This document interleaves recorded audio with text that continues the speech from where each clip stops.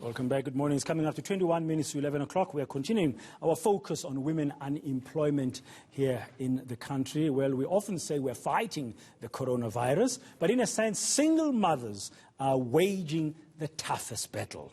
We're going to take a look at what the data is telling us now. Michael Marillier is back with us. Mike, welcome back again. We know that in our country, lots of households are headed by women, and those households tend to have less income. What does this actually mean in terms of this crisis? Yeah, absolutely, Brad. I'm just going to remind you of a few stats which we looked at a little bit earlier. We tend to see women earning substantially less. They also end up in positions which aren't at the top of the pyramid when it comes to the corporate landscape. As we mentioned, 1.4 million male managers or professionals in South Africa and less than 1 million females, and the gender split 60-40, having all sorts of consequences in terms of the amount of money that households actually earn when they are headed by a woman. So let's focus again on that gap, Bradan, and we'll bring up the household demographic. So what we've done is we've looked at some figures from the General Household Survey in 2018,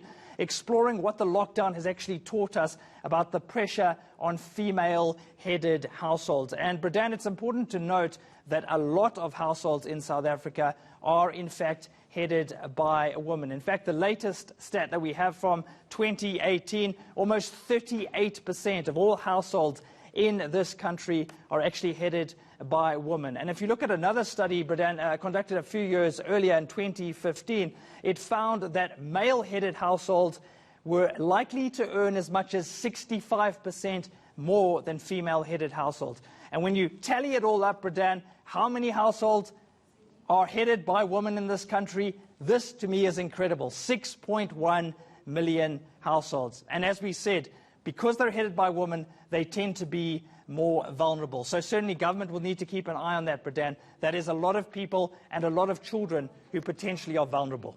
Yeah, and just a short while ago, one of our panelists, Mike Koketsomwetu, made the point that in many households, women also have to take care of children. And we know that many children currently are not at school during this lockdown. How does that affect then the women in this country? Absolutely. Well, of course, if a child is living with both parents, Bradan, then there is some sort of buffer. Perhaps some kind of arrangement can be made. But let's focus on children's living arrangements. Again, these figures from the General Household Survey in 2018, Bradan, looking at where children actually live in South Africa. Interestingly enough, 20% live with neither parent, so perhaps they stay with a granddad or a grandmom or perhaps an aunt or an uncle. 34% staying with both parents, so that's just a third. 3%, I want to emphasize that, Bradan, 3% just stay with their father, and more than 40% live with their mother. So what's clear from these stats during the lockdown is that the burden of childcare is falling squarely on the shoulders of women in this country. And we do know, Bradan, that some women are having to make a desperate choice. They're having to decide whether to look after their children at home or to go to work. In these current situations, for many of them, they simply cannot do both. And that's the tragedy of the lockdown. It really is exposing the fault lines in our society when it comes to gender. Magnifying them big time. Thank you very much there, Mike.